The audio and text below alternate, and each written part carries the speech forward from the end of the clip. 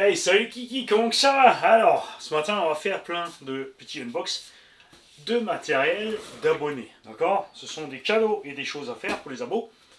Mais d'abord, on a enfin réussi à avoir, ça fait un an qu'ils nous les ont annoncé, les pneus Jetco piste. Malheureusement, il y a trois malheureusement. D'abord, on a attendu un an. Ensuite, ils existent que en soft et super soft. Et ils arrivent en été. Donc pas du tout le bon moment pour soft et super soft. Ah, et un quatrième, malheureusement, c'est que pour l'instant, justement, on ne trouve que les pneus GT. Donc en 98 mm, quelque chose à mesurer. Ça, ce sont les Busters. Normalement, il existe deux profils, très durs à trouver. Pour l'instant, je n'en ai trouvé qu'un chez Renault Savoia RC. Donc RSRC, c'est le gars avec le petit requin dans le logo, qui a une chaîne YouTube, passez voir et abonnez-vous, qui fait plein de tutos super détaillés pour les réglages. Donc tous ceux qui veulent savoir sur les centres de roulis, la hauteur du roulis, le réglage des biellettes, le carrossage, le pincement, il a tout fait en détail. C'est un pro, il vous l'expliquer façon pro, mais sans surcharger sur les trucs techniques. Donc normalement tout le monde devrait comprendre. C'est pour ça que je ne fais pas les tutos de ce genre-là, parce qu'il les a déjà fait. Alors, allez voir RSRC, les gars. Il a une boutique, il a un circuit, il fait des sessions. Tu peux aller chez lui et apprendre à rouler niveau compétition et régler niveau compétition. Il sait ce qu'il fait, il touche sa bille, le gars.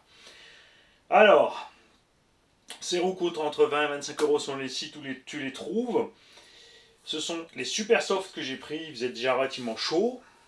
Il a quand même fallu quelques petits tours le temps qu'on ait une température de gomme stable. Après, par contre, elle est restée relativement stable malgré qu'il faisait chaud. Donc les super softs n'ont pas commencé à faire fin de pack. Mais fin de pack, on est ici en vitesse, on roule à 100 km/h de pointe.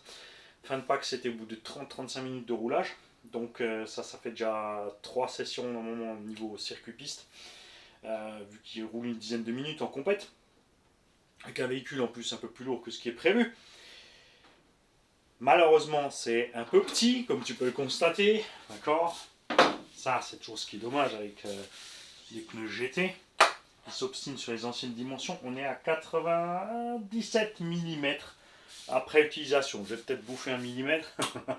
C'est ce qu'on ne sait pas, justement.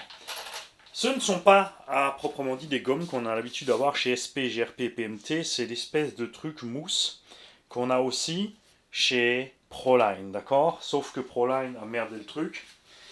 Ils font des roues pour un septième extrêmement lourdes. Les dimensions, bon, tu as deux tailles différentes, tu qu'un type de gomme et le grip n'est pas terrible.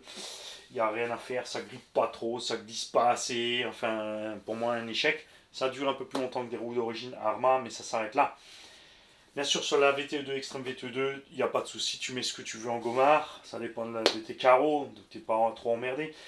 Mais on attend patiemment d'avoir enfin une fois des roues en 105 mm par 42. C'est la largeur un peu standard de ça. C'est sûr qu'on aimerait aussi voir arriver du 105 par 50. Cette taille-là avec du déport, quand même, tu vois. Il n'y a que deux types de voitures pour l'instant qui ont des roues de taille différentes, à savoir la FS Racing et Arma. Donc Arma Feloni, la FS Racing GT. Nous, on s'en fout. Hein. Si on avait juste 4 fois 105 par 42 déjà, ça serait sympa. Si bien sûr on peut nous faire du... ça c'est du 105, ça peut moins que 105. Mais tu vois, en 105 par 50, ça va tout de suite un peu mieux dans les ailes. Oui, nous, un septième, on veut bien mettre 4 gros rouleaux comme ça. Ça nous plaît. Hein, mais avec différentes qualités de gomme. Donc pour l'instant, un run de 30 à 35 minutes. Bien sûr, 105 c'était que sur la ligne droite. Hein. On a fait quelques accès sur du bon 200 mètres. Enfin, on a fait quelques allers-retours avec de bonnes lignes droites de 150-200 mètres de long. Et c'est très dur à dire ce que ça va donner niveau usure. On a ici un petit bout. Tu vois. Et il y a encore pas mal de carcasses là-dessous. On va espérer pouvoir faire quand même. Alors si on peut faire une dizaine de runs avec cette config là comme ça, on sera déjà bien. On sera déjà bien. Parce que, comme dit, on va vite. On est, bon ça va encore, on est pas aussi lourd qu'une Arma. C'est sûr que sur une Arma qui va faire 1 kg, 1,5 kg de plus que ça va être problématique. L'usure, bien sûr, va se prononcer plus. Donc en tout cas là, donc la température est restée stable sur le pneu. Comme vous l'avez vu, quand vous avez des gommes genre GRP, PMT, SP Racing, il y a une zone de confort. Il faut une certaine température pour que la gomme soit chaude et souple jusque sur la jante. Ensuite, tu as une température de confort selon la dureté de la gomme et une température. Donc, en dessous de cette température, ça glisse. Au-dessus de la température, c'est encore pire. Ça glisse et en plus, tu dégrades ton pneu très très vite. Donc, il faut trouver. C'est pour ça qu'il existe 1, 2, 3, 4, 5, 6, 7 en dureté selon les différents fabricants. GRP a même fait plus maintenant, puisqu'ils ont fait 3 gammes spéciales parking, poussiéreux, sale, humide et ensuite la gamme normale de 7. Donc, tu as 10 gommes différentes pour tes plages de température. Là, on n'a que soft et super soft, comme chez Louise. Par contre, c'est vrai que la taille Louise correspond un peu mieux, mais par contre, la gomme chez Louise ne va pas pour ce qu'on fait ici avec ce genre d'engin. Ici, on était bien. On avait, dès qu'on était à la bonne température, un bon maintien. Alors, avec mes réglages à moi, de toute façon, j'ai un maintien du train arrière tant que je suis sur les gaz ou les freins. Ensuite, si je lâche, il tourne du popotin, ce qui permet de faire des virages serrés quand même. C'est les réglages comme je les aime moi. Tout le monde n'aime pas ça. Comme l'a dit dernièrement le Captain Caverne, il faut voir qu'en compétition, les mecs, ils doivent toujours faire gaffe à leur train arrière. Alors en ligne, ça fatigue. Donc tu es très vite à l'erreur. Alors que nous, bien sûr, en loisir, tu vois, ça ne nous dérange pas de faire une erreur de trajectoire ou n'importe. Mais ce qu'on veut, c'est pouvoir... Enfin, moi, justement, c'est quand il y a un virage serré, j'arrive, je lâche tout. Et quand je suis à basse vitesse, je tourne, j'ai le train qui rip, je remets gaz, je reprends. J'aime bien ce petit survirage contrôlé.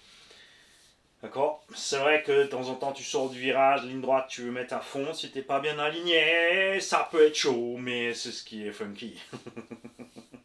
Donc nous allons voir ce qui se passe avec ça pour faire ces essais de pneus et d'autres essais de pneus, et ça, la vidéo arrive, pas de panique. Vous avez un tout petit teaser dans la vidéo d'essai de ces pneumatiques Jetco. Ce que j'attends impatiemment donc chez Jetco, c'est qu'ils avaient annoncé les Supersonic Buggy. Donc des roues en 115 mm avec normalement cette même gomme, mais pour l'instant on n'a absolument que dalle en vue et ça c'est frustrant parce que en 115 ça pourrait être sympa.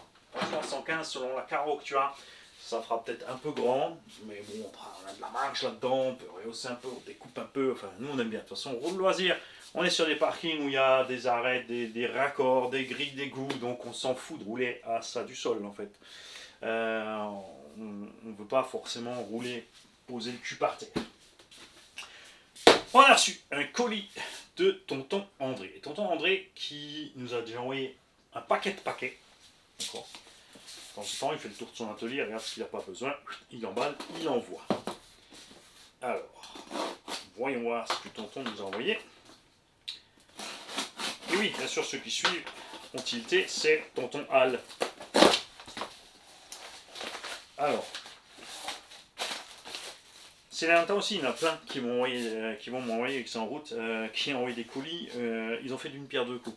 Ils ont envoyé les tickets de tombola dans le colis, comme ça ils ont envoyé du matos pour préparer les prochaines tombolas et leurs tickets tombola pour jouer au tombola. Et ça c'est super. Alors, qu'est-ce qu'ils nous ont envoyé? Precut masking tape. Ah, ça, ce sont des films, alors des masques. Voilà, tu as le dessin en fait. Dans le carton, il y a ça. Donc tu colles ça sur ta carreau et tu peins et tu as déjà ton motif camo en fait.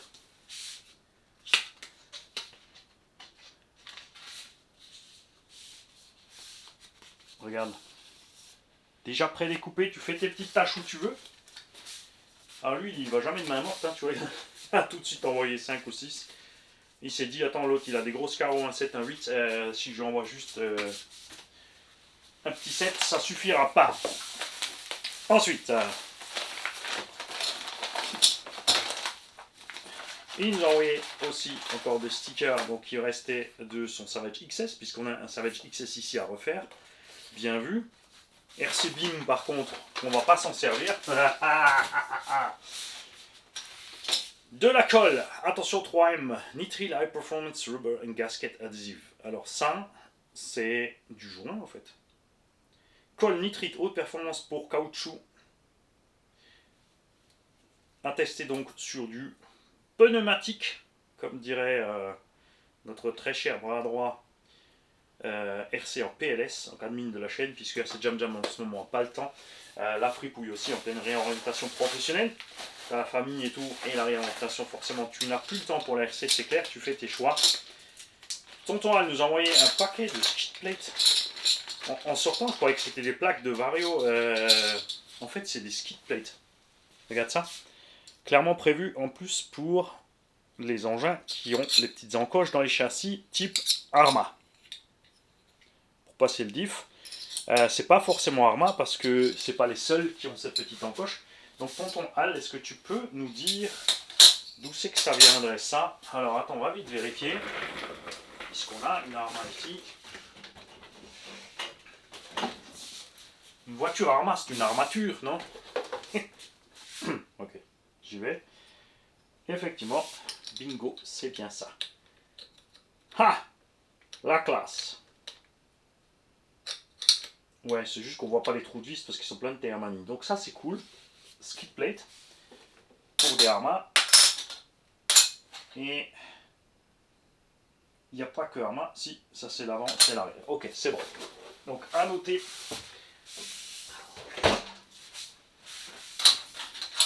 C'est pas parce que c'est pour Arma que tu peux pas forcément le mettre ailleurs. Bien évidemment, selon le véhicule, tu n'auras absolument pas le même anthrax. Bon, là, on va la dalle. C'est clair. Ça, c'est de l'alu. Il y a même un petit rebord, tiens, pour maintenir au châssis. Pour que ça tienne bien sur le châssis. Méfiez-vous avec cet angle-là. Ici, ça peut quand même rester accroché, surtout à l'arrière. J'aime bien les versions plastiques type RPM de ce genre de choses. Pour une raison très simple, ça absorbe les coups. Ça se rabote au pire. Donc, ça peut moins sensible que l'alu, en fait, tout simplement. Et qu'est-ce qu'il nous a trouvé encore, tonton Al? Des couples coniques. Alors, c'est emballé MHD. Attention, MHD ne fabrique rien, d'accord. Il rebadge du HSP, maintenant HNR. D'accord. Et est-ce que tu peux nous dire de quel engin ça vient? Est-ce que tu t'en souviens? Donc, ce sont des pignons d'attaque et des couronnes de faible qualité. Attention, hein, c'est de l'acier pressé à froid, mais vraiment bas de gamme. Qui équipe les gens un 10e Outlaw, ce genre d'engin là. Oui, j'ai bien dit bas de gamme, c'est pas des engins haut de gamme, mais c'est encore moins des 8e. Méfiez-vous, MHD, souvent ils aiment bien inventer des tailles de voitures. Ils aiment bien faire des prix de fou aussi, puisque tout d'un coup le Outlaw, puisqu'il est passé en 8e, il vaut 450 €, alors que c'est une caisse à 180 balles à la base. Mais ça reste la même caisse, il n'y a pas d'amélioration, il n'y a rien dessus.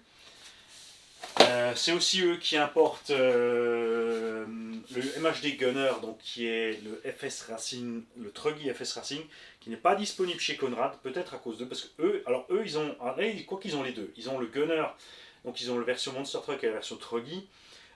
Chez Conrad, tu ne trouves que la version Monster Truck, donc le Ridley Bash, à 380-420 €, prix de départ chez MHD. Ils se sont dit, tiens, c'est la taille d'un Arma, donc hop, 650 €, même tarif. Prix d'achat de ces bécanes, arrive en Europe. Et ouais, je le sais de source sûre, 150 €. Donc ils achètent 150, ils vendent 650. Oui, il y a les taxes, les machins, la TVA, le truc, mais tu vois, Conrad, ils ont transformé ça en 400, entre 380 et 420 selon les promos. D'accord? Chez nous, 650. Alors, MHD, ils ont réagi, puisqu'ils ont vu que finalement, ils n'arrivaient pas à vendre. Ils ont descendu les prix, et tu peux les trouver en roller à 300, ou 300-350, et en RTR à 400-450. Donc là, on a des prix qui reviennent normaux. Attention avec ce genre d'engin, ce ne sont pas des engins de bâche. C'est un engin d'entrée de gamme. Tu l'achètes, le Truggy, tu roules, prairie tranquille. Le cerveau est un peu mou, les plastiques sont flex, les portes fusées peuvent se dépoper, mais très probable que tu peux les remplacer par des portes fusées de chez Obao, puisque c'est des roulements 16 par 8 par 5, donc à voir ce qu'on peut bidouiller limite, puisque c'est la même chose que le Ridley Raptor, donc FS Atom, etc. Hein. C'est la même base, sauf que l'autre, il y a les triangles courts, c'est moins sensible que les triangles longs, je le rappelle. Sur le tank, vous avez vu que tu braques à fond, tu tournes, le machin il va tout droit parce que les bras ils flexent et il n'y a plus rien qui tourne. C'est Mimi Serrara, c'est la même guerre. Quand on a des allumous aussi, tourelles et châssis, attention, même s'ils ont mis une bâche barre, c'est pas encore ça. Donc à rouler en conséquence du prix d'achat. D'accord? Alors là, tu vas me dire, oui, mais justement, je l'ai acheté à 650. Donc tu t'es fait avoir. Méfiez-vous avec ce genre d'engin, c'est rebadge. On a, niveau tarif, tout et n'importe quoi. Et on a vraiment des importateurs qui n'hésitent pas à mettre fort avec, tu vois. Hein. Si certains ils y vont avec la cuillère, il y en a d'autres qui y vont à la pelle. Chacun son truc après. Si tu es content avec et tu es d'accord avec ça, ça te regarde. Nous avons un colis de Tonton Xav.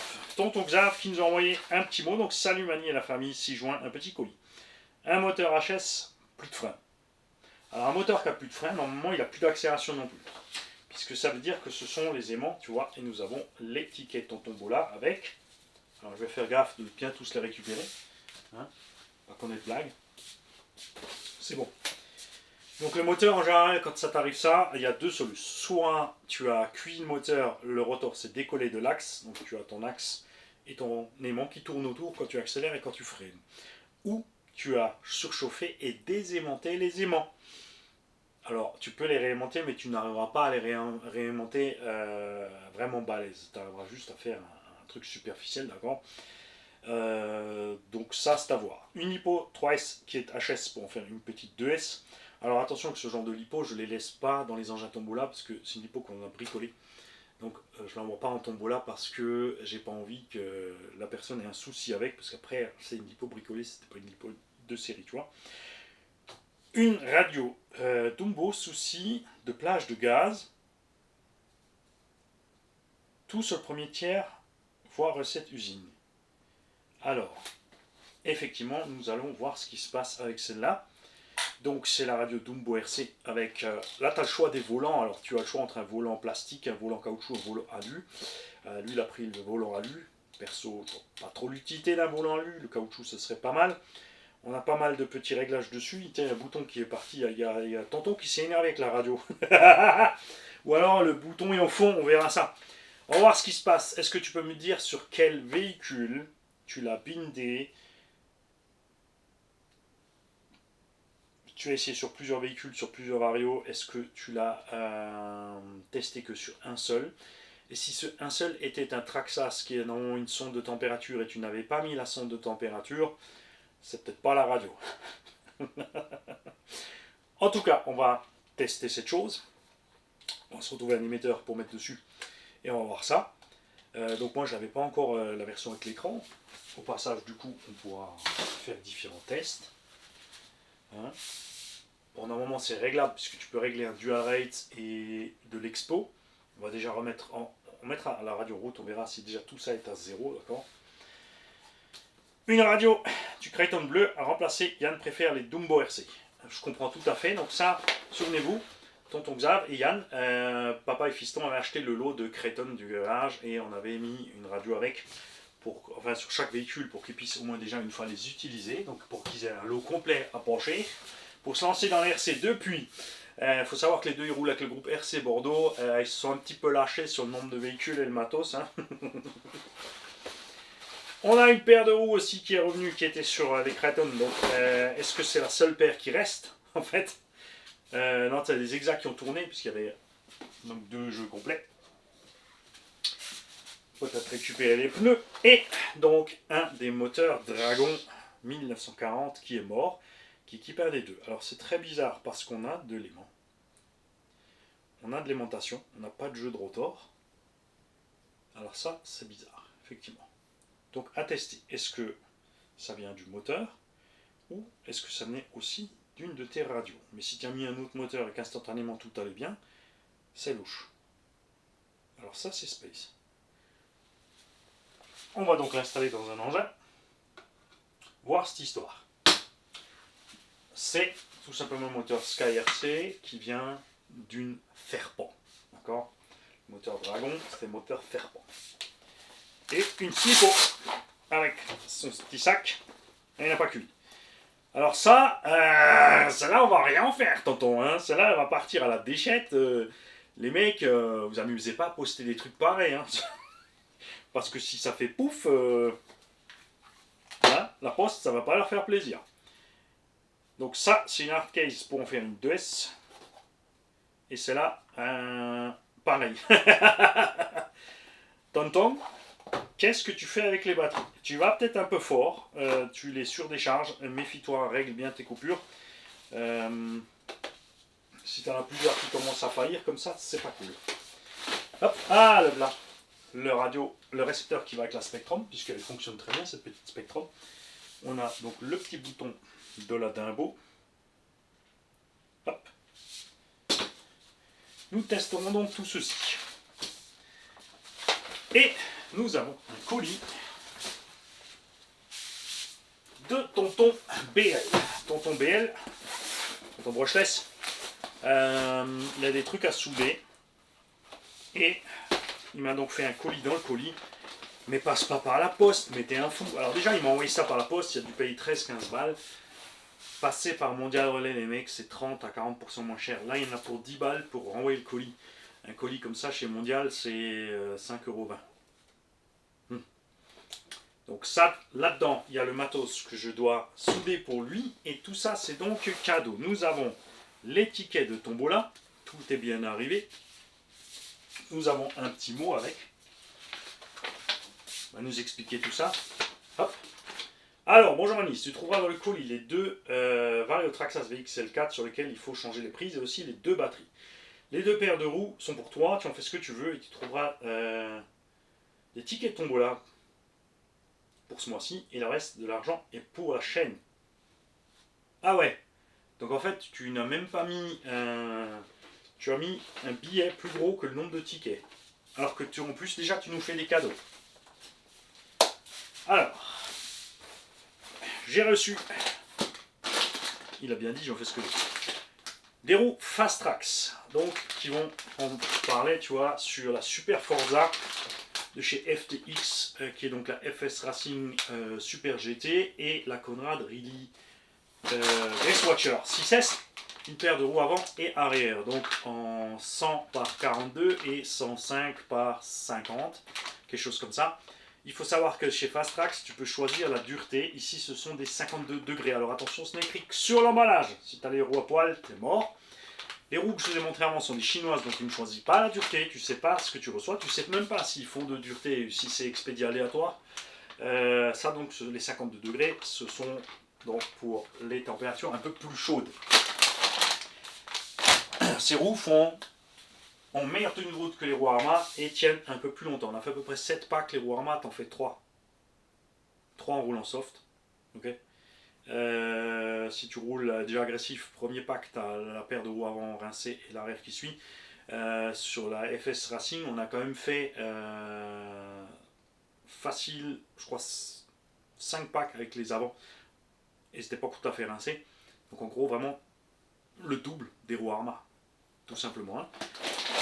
Et on roulait pas super fort, parce qu'on se roulait plaisir avec cette caisse. C'est pas une caisse pour rouler super GT, hein. C'est une caisse plaisir. Et lui aussi est tombé dans le panneau de ces roues, on commence à les empiler. Il y a plein de tontons qui m'envoient, j'en ai déjà donc le 4e jeu de ces roues ici. Ces roues sont en hexa de 12, mais sont en général trop lourdes, trop dures pour la plupart des engins sur lesquels ça se monte. Donc pas pratique du tout. Okay, il y en a plein qui achètent ça pour expier donc sur les petits monsters en 3S, mais tu peux rien en faire. Encore, alors les roues pistes ça va, mais les roues TT, surtout les 0 offset, pour les trouver des engins où ça se monte, c'est chaud.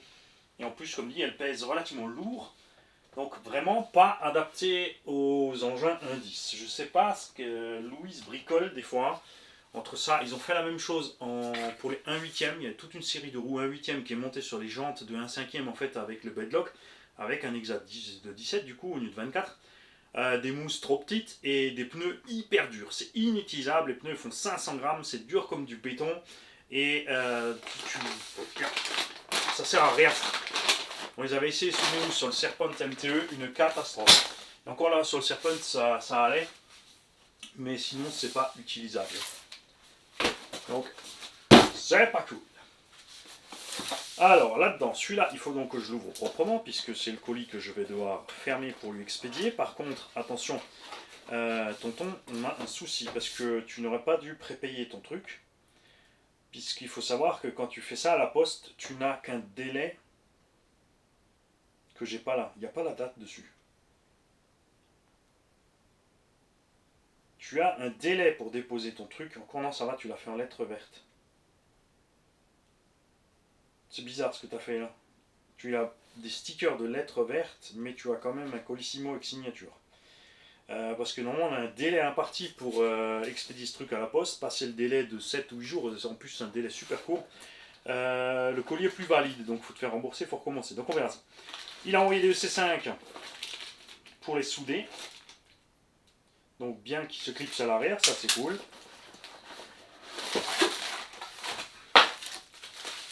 Nous avons les slipots qui sont en XT90 pour les passer en EC5.